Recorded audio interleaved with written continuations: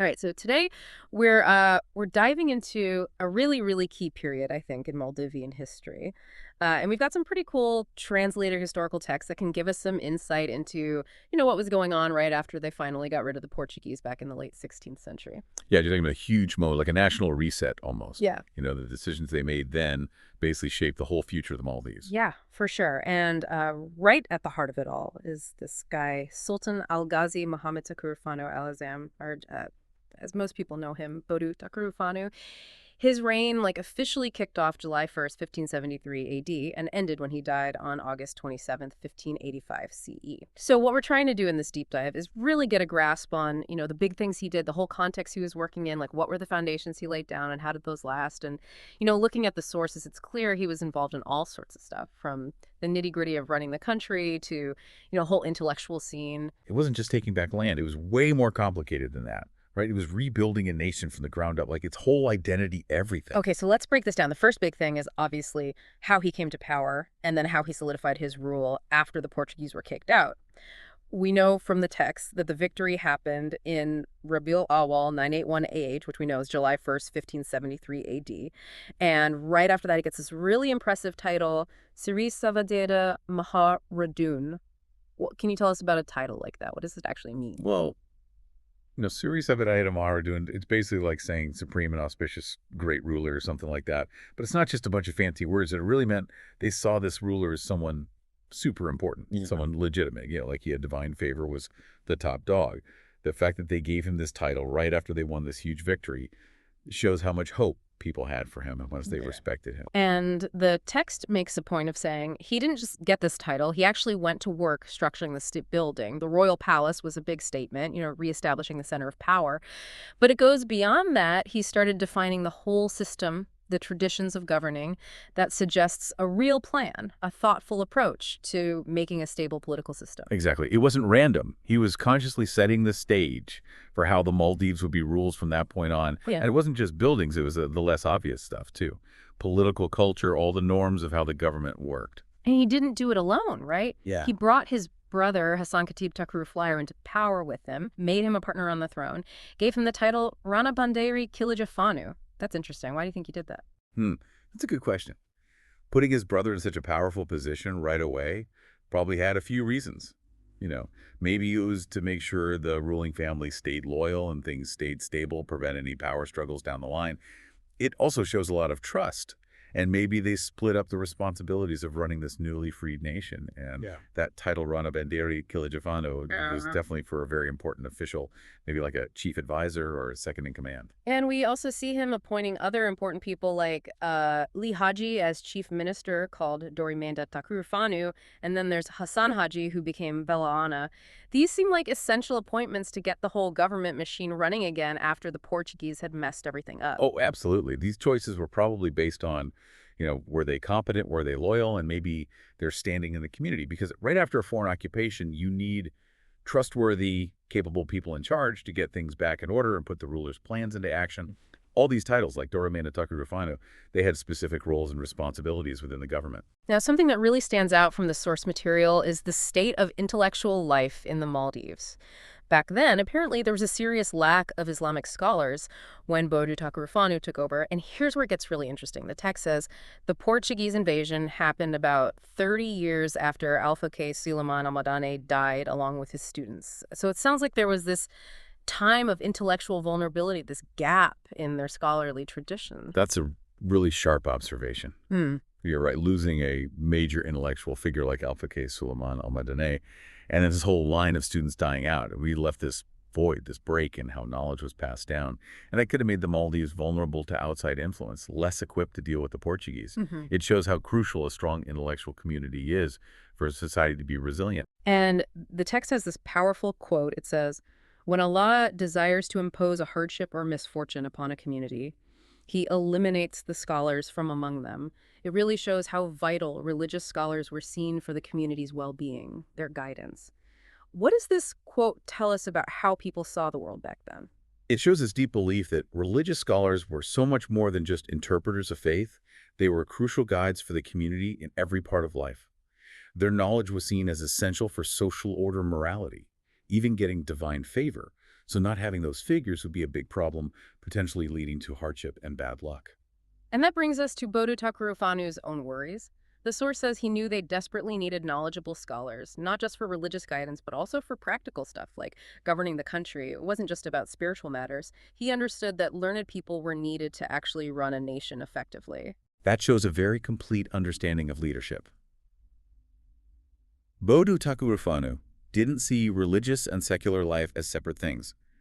He knew that people grounded in Islamic scholarship could offer incredibly valuable insight into justice ethics, the welfare of everyone, and those are all essential to good, stable government. And this realization sets the stage for this really important person to arrive.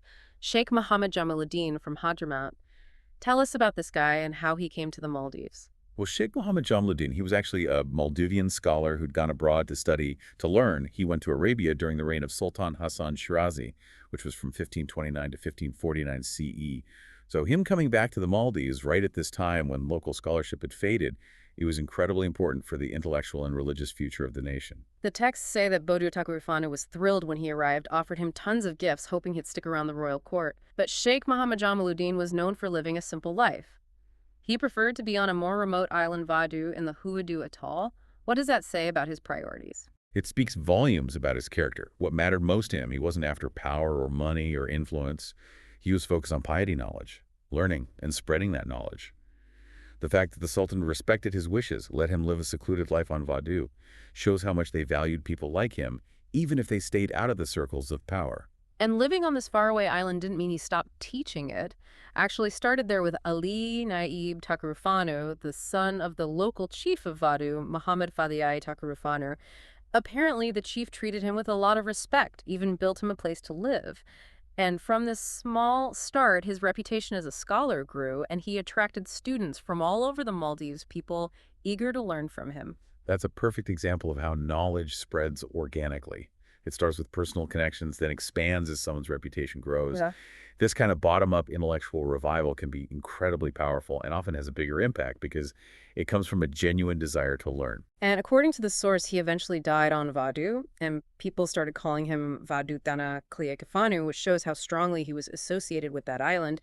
And importantly for scholarship to continue, he had two very famous students, Abu Bakuru Fandiaru Thakurufanu and Adu Bodu Fandiaru Thakurufanu. So we see a clear line of intellectual inheritance from him. Right, he wasn't just this lone scholar. He sparked a resurgence of Islamic scholarship in the Maldives. His students would have carried on his teachings, started their own schools, and taught new generations, strengthening the nation's intellectual and religious foundation for the long term. Now, the texts also talk about the end of Bodu Thakurufanu's reign. He died on the first day of Ramadan in the year 993 AH, which is August 27th, 1585 CE.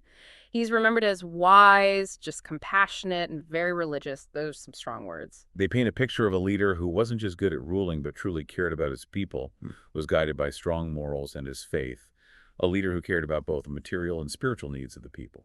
And it seems he made some pretty major administrative changes in his fairly short time in charge.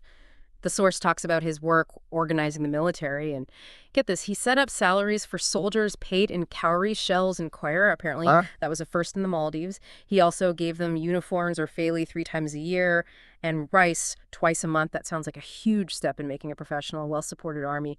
Was this kind of organized military support common in that region back then? What does it tell us about how Bodu Thakurufanu saw state power? That's a great question. The specifics of how they paid soldiers in that region at that exact time would take more research. But setting up regular salaries and giving them uniforms and food definitely shows a more organized central control of the military. It seems Bodu Thakurufanu knew that a well-maintained loyal army was crucial for stability and security, giving them regular pay, and what they needed would have boosted morale and maybe made them less reliant on other income, so they were more professional. It was a pretty sophisticated understanding of how to run a state for that time. And the historical accounts say that the result of all this was a time of real prosperity for the people. They even say that violence between people basically disappeared because of all the security and harmony he created. That's a strong sign that his rule was effective and these reforms made a difference. It really underlines how good governance directly impacts people's lives by focusing on justice, security, and probably also economic stability through things like organized pay. He made an environment where social order and prosperity could thrive. No widespread violence, means a much better quality of life for everyone. And the transition of power seems to have gone smoothly, too. His son Ibrahim took the throne, as they had agreed beforehand. The text reminds us that Bodu Thakurufaanu ruled for 12 years and 6 months, not that long, but Right. clearly a time of huge impact. Yeah, this short amount of time really highlights how much he got done and how effective he was in a little over a decade. He led them to victory over a foreign power, rebuilt the entire government structure, tackled a serious lack of intellectual leadership, and brought in an era of peace and prosperity that speaks volumes about his leadership and his vision for the Maldives. So to wrap up this deep dive, it's obvious that Bodu Thakurufaanu was crucial in shaping Maldivian history. What he did went way beyond just kicking out the Portuguese. He actively rebuilt the nation, its government, and its core intellectual traditions. His reign is a turning point, for sure. He didn't just bring back old administrative ways. He also saw how important Islamic scholarship was and took real steps to revive it that had a deep and lasting effect on the cultural, religious, and intellectual identity of the Maldives for centuries after. Yeah, these core elements that he put in place definitely laid a solid foundation for stability and the Maldives' continued development. It's amazing to see how those early choices had such an impact on the nation. And what's really fascinating is how everything is connected. The stability and security he created allowed scholarship to revive, and then that renewed intellectual energy further strengthened the social, legal, and cultural fabric of the nation. It's a great example of how different parts of a society can support each other when you have strong leadership. This deep dive really gets you thinking about things like that time when the Maldives was intellectually vulnerable before the Portuguese invasion, with the decline of Alfaqwe Suleiman Almadan's influence. How much did not having a strong group of scholars hurt their ability to withstand that crisis? And in today's world, with information spreading so fast and what it means to be an expert changing all the time, what are the modern parallels to this? Something to think about long after we're done here. Definitely makes you think. Thanks for joining us for this deep dive into Bodu Thakurufaanu's legacy. We'll be back soon with more explorations of fascinating historical texts. See you then. Until next time.